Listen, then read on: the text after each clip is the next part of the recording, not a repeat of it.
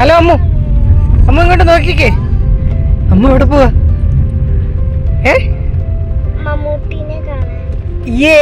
നമ്മള് മമ്മൂക്കെ കാണാൻ പോകെ. കാണാൻ പറ്റുമോന്നൊന്നും അറിയത്തില്ല.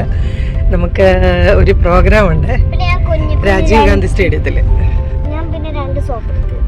അതെന്തിനാ? ഓക്കേ, അപ്പൊ ഞങ്ങള് പോയിട്ട് വരാം.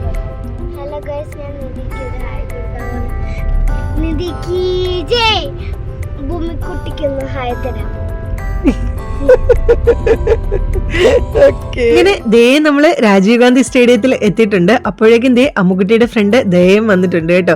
അപ്പൊ എല്ലാരും ഭയങ്കര എക്സൈറ്റ്മെന്റിലാണ്. കാരണം എന്താണെന്നറിയാവോ? മമ്മൂക്കെ കാണാം.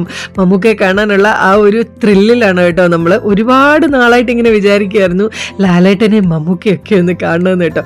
അപ്പോൾ ദേ ഇപ്പോഴാണ് ചാൻസ് കിട്ടിയത്. ചാൻസ് കിട്ടിയ ഉടനെ പിന്നെ ഒന്നും ആലോചിച്ചില്ല ഗൈസ്, ഞങ്ങൾ പെട്ടെന്ന് തന്നെ റെഡി ആയി പോവുകയായിരുന്നു. അങ്ങനെ ദേ ടിക്കറ്റൊക്കെ കിട്ടി. അവിടെ പ്രോഗ്രാമൊക്കെ സ്റ്റാർട്ട് ചെയ്തിരുന്നു കേട്ടോ. 6 മണിക്കായിരുന്നു. ഞങ്ങൾ 6 മണിയായപ്പോൾ തന്നെ എത്തി. പക്ഷേ 6 മണിക്ക് മുമ്പേ അവിടെ പ്രോഗ്രാമൊക്കെ തുടങ്ങിയിരുന്നു എന്ന് തോന്നുന്നു. അങ്ങനെ നമ്മൾ വളരെ എക്സൈറ്റഡ് ആയിട്ട് അതിൻ്റെ ഉള്ളിലേക്ക് കയറി പോവുകയാണ് ഗൈസ്. അവിടെ ചെല്ലുമ്പം തന്നെ ഒരുപാട് സീരിയലിൽ ഉള്ള ആൾക്കാരെയൊക്കെ നമുക്ക് കാണാൻ പറ്റുമായിരുന്നു കേട്ടോ. ഒരുപാട് പേര് അവിടെ ഇരിപ്പുണ്ടായിരുന്നു. സി കേരളത്തിൻ്റെ അവാർഡ് ഫംഗ്ഷൻ ആയിരുന്നു കേട്ടോ. അപ്പം അതിന് വേണ്ടിയിട്ടാണ് മമ്മൂക്കയും പിന്നെ ഖുഷ്ബു ഒക്കെ വന്നിട്ടുണ്ടായിരുന്നു. ഫിലിം സ്റ്റാർസ് ഒരുപാട് പേരുണ്ടായിരുന്നു കേട്ടോ. ഒരുപാട് പേര് വന്നിട്ടുണ്ടായിരുന്നു. പക്ഷേ അത്രയും പേരൊക്കെ വരുമോ ഇല്ലയോ എന്നുള്ളതൊന്നും നമുക്കറിയത്തില്ലായിരുന്നു കേട്ടോ. എന്തായാലും നമ്മൾ വളരെ എക്സൈറ്റ്മെൻറ്റിൽ ഇങ്ങനെ അവിടെ പോയിരിക്കുകയാണ് കേട്ടോ. അപ്പോൾ സ്റ്റേജിലേക്ക് നോക്കിയപ്പോൾ നിൽക്കുന്നു നമ്മുടെ അർജുൻ അശോകും പിന്നെ നമ്മുടെ മാളികപ്പുറത്തിൻ്റെ സ്ക്രിപ്റ്റ് റൈറ്റർ അഭിലാഷ് സാറും കേട്ടോ. എനിക്ക് ഭയങ്കര സന്തോഷം തോന്നി. അവരൊക്കെ ഉണ്ടാവുമെന്നൊന്നും അറിയത്തില്ലായിരുന്നു ഗൈസ്. നമ്മൾ ചെന്നപ്പോഴത്തേക്കിനും ബെസ്റ്റ് ആക്ടറിനുള്ള അവാർഡ് കൊടുക്കുകയായിരുന്നു കേട്ടോ. സത്യം പറഞ്ഞു കഴിഞ്ഞാൽ സീരിയലുള്ള ആൾക്കാരെയൊന്നും അധികം അറിയാത്തത് കൊണ്ട് എനിക്ക് ആരാണെന്നൊന്നും അറിയത്തില്ല ഗൈസ്. ഞാനൊരു 12 ഇയേഴ്സിന് മുകളിലായിട്ട് അങ്ങനെ സീരിയലൊന്നും കാണാറേ ഇല്ല കേട്ടോ. അങ്ങനെ കാണാറേ ഇല്ല. അതിന് മുമ്പ് കണ്ടിട്ടുണ്ട് കേട്ടോ. അപ്പോൾ അതിന് മുമ്പ് അറിയാവുന്നവരെയൊക്കെ അറിയാമെന്നുള്ളതേ ഉള്ളൂ. പക്ഷേ ഇപ്പോൾ ഉള്ളവരെ ഒന്നും അറിയത്തില്ല ഗൈസ്, ക്ഷമിക്കുക കേട്ടോ.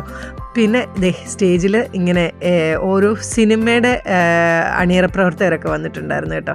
ഇത് ഭരതനാട്യം സിനിമയുടെ ആൾക്കാരാണ് കേട്ടോ. അപ്പോൾ അവരെല്ലാവരും ഉണ്ട് സ്റ്റേജിൽ. അങ്ങനെ ഒത്തിരി പേരെയൊക്കെ നമുക്ക് കാണാൻ പറ്റും കേട്ടോ. എനിക്ക് ഭയങ്കര ഇഷ്ടമാട്ടോ. ഇങ്ങനെ കാണുന്നത് തന്നെ എനിക്ക് ഭയങ്കര ഇഷ്ടമാണ്.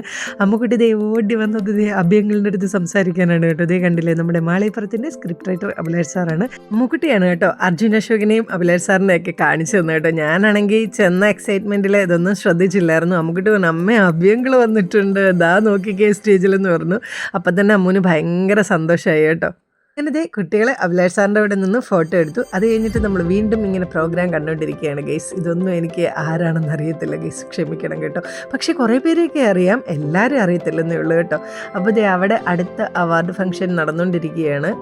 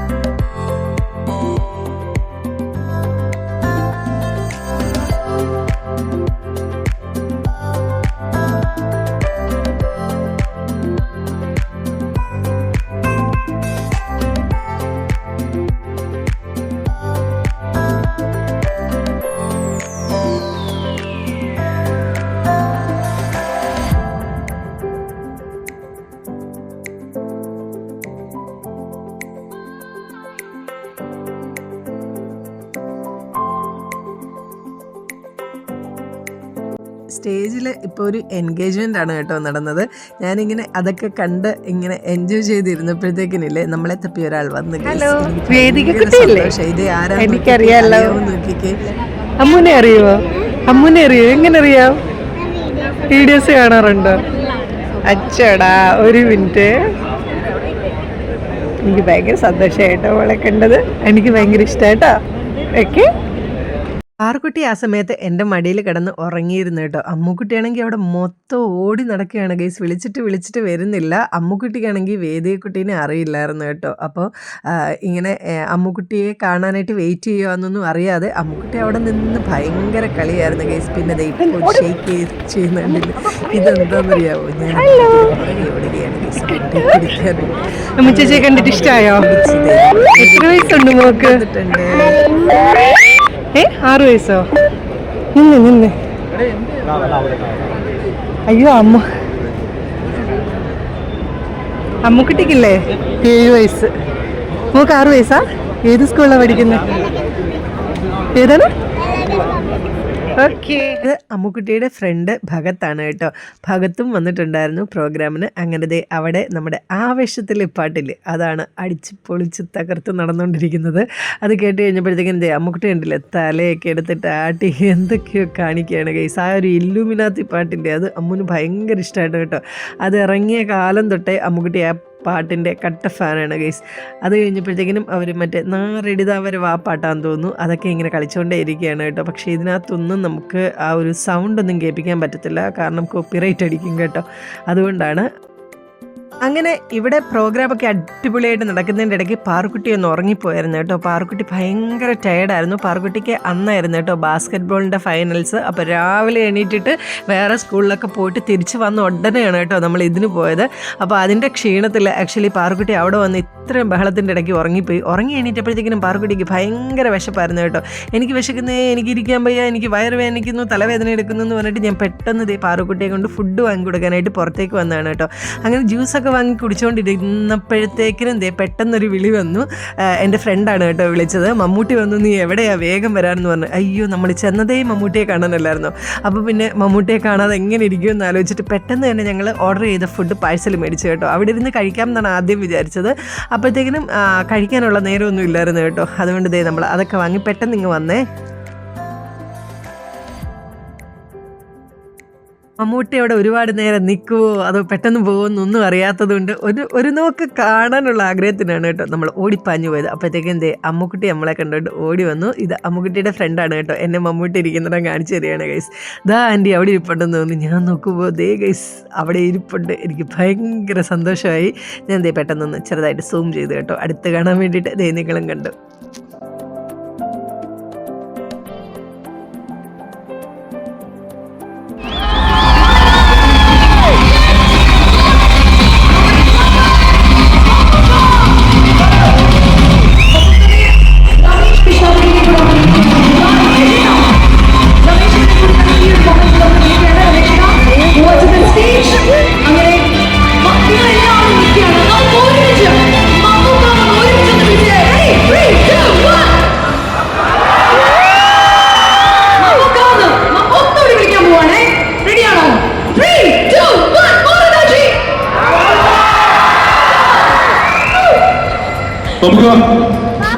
നമുക്ക് കാണാനുള്ള വേറെ ആളും കൂടി കയറി വന്നിട്ടുണ്ട് കൂടെ. അതിലായിരുന്നു വിശാലി.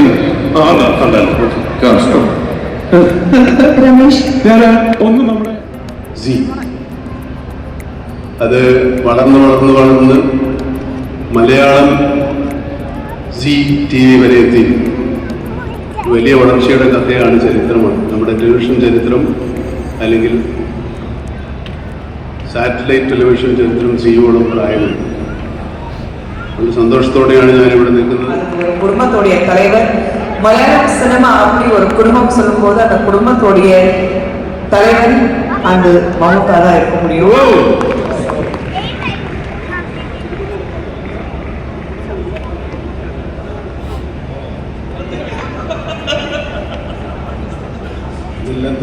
വയസ്സായ ആൾക്കാർ കൊടുക്കുന്ന പരിപാടി வீட்டில் இருக்கிற மூத்த அண்ணனும் வந்து தலைவர் தான் சொல்லுவாங்க சார். சார் குடும்பத்துடைய அண்ணன் இருக்கும்போது கூட அந்த தலைவர் தான் சொல்லுவாங்க, மூத்தவர். யுவ கொடுக்க மாட்டேன்னு சொல்லு சார். அவ்வளவுதான், அவர் எப்பவுமே யூத் தான். മലയാള സിനിമയോടൊപ്പം സഞ്ചരിച്ച ആ മഹാനടനയുടെ ആദരമാണ് ഇനി നൽകാൻ പോകുന്ന മമ്മൂക്ക. അദ്ദേഹത്തിനോടൊപ്പം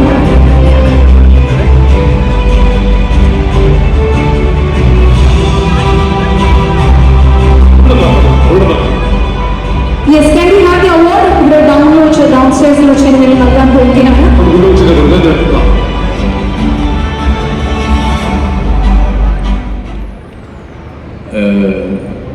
പലരോടും അദ്ദേഹം പറയുന്നത് അന്ന് ഞാൻ ചെറിയ നടനാണ്, വരുന്നേ ഉള്ളൂ, മമ്മൂട്ടി എൻ്റെ നാട്ടുകാരനാണ് കേട്ടോ.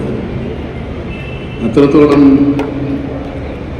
ഒരു ആ കാലത്ത് സന്തോഷവും അംഗീകാരവും എനിക്ക് കിട്ടാനില്ല. കാരണം മലയാളത്തിലെ പ്രഗത്ഭനായ ഒരു നടൻ അദ്ദേഹത്തിൻ്റെ നാട്ടുകാരനാണ്, സ്വന്തക്കാരനാണെന്നൊക്കെ പറയുമ്പോൾ നിങ്ങൾക്കത് അനുഭവത്തിലുണ്ടെങ്കിൽ പലർക്കും മനസ്സിലാവും നമ്മൾ എത്രത്തോളം എന്താ പറയുക സെക്യൂർഡായി എന്നുള്ളത്. നമ്മൾ അന്യനാട്ടിൽ നമ്മുടെ നാട്ടുകാരെ ഒരാളെ കാണുമ്പോൾ നമുക്കൊരു സമാധാനമില്ല, ഒരു സന്തോഷമില്ല. നമ്മുടെ ഭാഷ സംസാരിക്കുന്നവരാളെ കാണുമ്പോൾ നമുക്കൊരു സന്തോഷമില്ല. അതുപോലെ ജനാർദ്ദൻ ചേട്ടൻ കണ്ടപ്പോൾ അദ്ദേഹം വൈക്കത്തുകാരനാണ് ഞാനെന്ന് മറ്റുള്ളവരോട് പറഞ്ഞു കേട്ടപ്പോൾ എനിക്കുണ്ടായ ഒരു ആത്മധൈര്യം. Thank you for that. ഒരുപാട് കാലമായി ചേട്ടൻ സിനിമയിൽ വയ്ക്കുന്നത്. പലപ്പോഴും ഞാൻ ആലോചിക്കുന്നു എന്തുകൊണ്ട് ഇദ്ദേഹത്തിന് അർഹിക്കുന്ന അംഗീകാരങ്ങൾ കിട്ടുന്നില്ല. അദ്ദേഹത്തിൻ്റെ കാലഘട്ടത്തിൽ ജീവിച്ചിരുന്ന ആൾക്കാർ പലരും മുമ്പേ ഇല്ല. അവർക്കൊക്കെ ഒരുപാട് അംഗീകാരങ്ങൾ കിട്ടുന്നുണ്ട്, ഒരുപാട് ബഹുമതികൾ ഇപ്പോഴും കൊടുക്കുന്നുണ്ട്.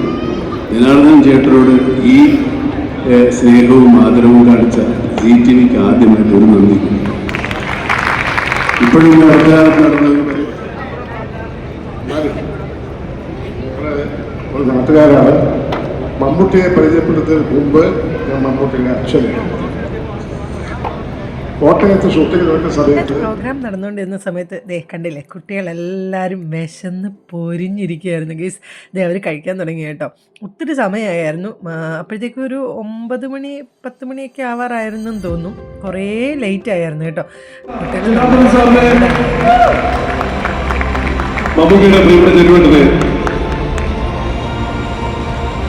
നല്ലൊരു കൈയ്യടി നൽകിക്കൊണ്ട് മലയാളത്തിന്റെ മുഴുവൻ സ്നേഹവും കുടുംബം awards 2024 life time achievement award നൽകി ആദരിക്കുകയാണ് നമ്മളുടെ മലയാളത്തിന്റെ സ്വന്തം ജനാർദ്ദൻ സാറിന്.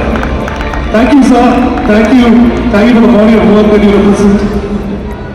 Thank you so much sir.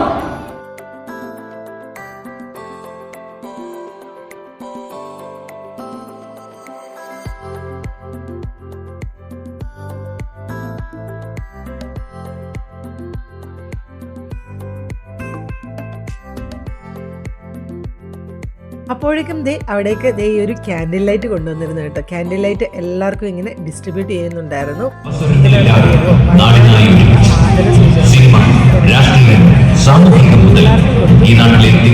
ഭയങ്കര സന്തോഷമായി കേട്ടോ. ഇപ്പോൾ സ്റ്റേജിൽ നിൽക്കുന്നത് വയനാടുമായിട്ട് ബന്ധപ്പെട്ട് ഏറ്റവും അടുത്ത് നിന്ന ആൾക്കാരായിരുന്നു കേട്ടോ. ആ ഒരു ദുരന്ത സമയത്ത് അവിടെ ഉണ്ടായിരുന്ന ആൾക്കാരും അവിടേക്ക് പലതരത്തിലുള്ള സഹായം എത്തിച്ചിട്ടുള്ള ആൾക്കാരൊക്കെ ആയിരുന്നു. അവരെയൊക്കെ ആദരിക്കാനായിട്ട് നമ്മുടെ CTV അവരെയൊക്കെ വിളിച്ചിട്ടുണ്ടായിരുന്നു. കണ്ടില്ലേ, കേരളത്തിൻ്റെ പല പാർട്സ് ഇങ്ങനെ ഉണ്ടാക്കിക്കൊണ്ടുവന്ന് ആൾക്കാരൊക്കെ അത് ചേർത്ത് പിടിച്ച് കേരളത്തെ ഒന്നോടെ നെഞ്ചോട് ചേർത്ത് പിടിച്ചിരിക്കുകയാണ് കേട്ടോ.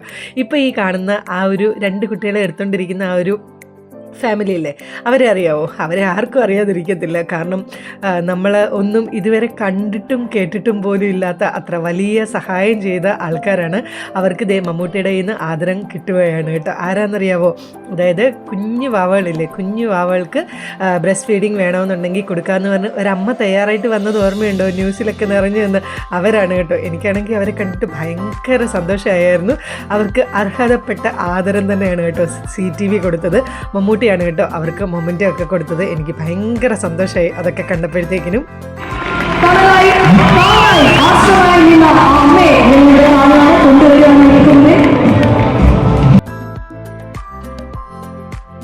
ആരെങ്കിലും ശ്രദ്ധിച്ചായിരുന്നു? ഈ സമയത്ത് കത്തിക്കാനായിട്ടായിരുന്നു കേട്ടോ ആ ഒരു ക്യാൻഡിൽ ലൈറ്റ് കൊണ്ടുവന്നത്. പക്ഷേ ആരും കത്തിച്ചില്ല ഗൈസ്. ആരോടും പറഞ്ഞില്ല കത്തിക്കാനായിട്ട്. ആർക്കും മനസ്സിലായില്ലെന്ന് തോന്നുന്നു ഈ സമയത്തായിരുന്നു കത്തിക്കേണ്ടതെന്ന്. അങ്ങനെ ആ ക്യാൻഡിൽ ഒരു ഉപയോഗം ഇല്ലാതെ ഞങ്ങൾ തിരിച്ച് വീട്ടിലേക്ക് കൊണ്ടുവന്നു ഗൈസ്.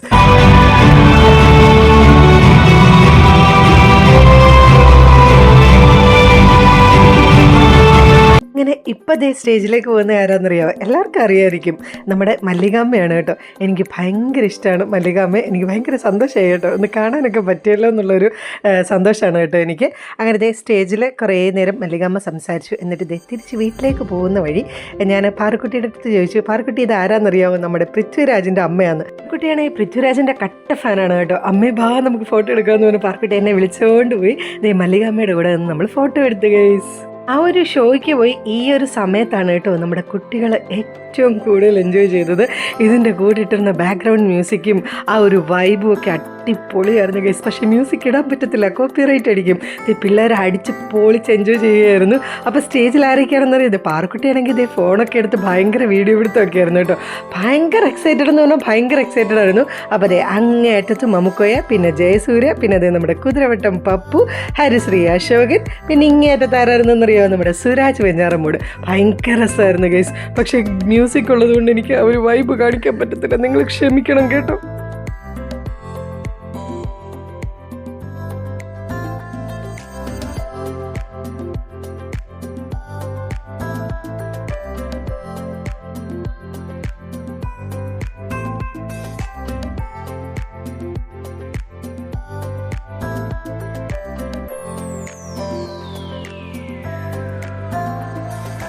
എന്തേ അവിടെ കാറ്റുമേലെ എന്നുള്ള ആ ഒരു ട്രെൻഡിങ് ആയിട്ടുള്ള പാട്ടില്ലേ, അതിട്ട് കേട്ടോ. അമ്മുക്കുട്ടിയും പാറക്കുട്ടിയും ഇപ്പോൾ ഡാൻസ് ക്ലാസ്സിൽ ആ പാട്ടാണ് കേട്ടോ പഠിച്ചുകൊണ്ടിരിക്കുന്നത്. അതുകൂടെ കേട്ടപ്പോഴത്തേക്കിനും ഇതേ എല്ലാവരും കൂടെ കിടന്ന് തുള്ളലായിരുന്നു കേട്ടോ. അടിപൊളിയായിരുന്നു ഗൈസ്. ഈ സമയത്താണ് കേട്ടോ കുട്ടികൾ ഏറ്റവും കൂടുതൽ എൻജോയ് ചെയ്തത്. പാറക്കുട്ടിയുടെ ഉറക്കമൊക്കെ ആ സമയത്തേക്കും പമ്പ കിടന്നായിരുന്നു ഗൈസ്. പിന്നെ പാറക്കുട്ടി ഉറങ്ങാനൊന്നും പറഞ്ഞില്ല കേട്ടോ. ആ ക്ഷീണം കൊണ്ട് ആൾ ഉറങ്ങിപ്പോയതാണ്. അങ്ങനത്തെ അടിപൊളിയായിട്ട് പിള്ളേരവിടെ നിന്ന് ഡാൻസും കളിക്കുന്നു.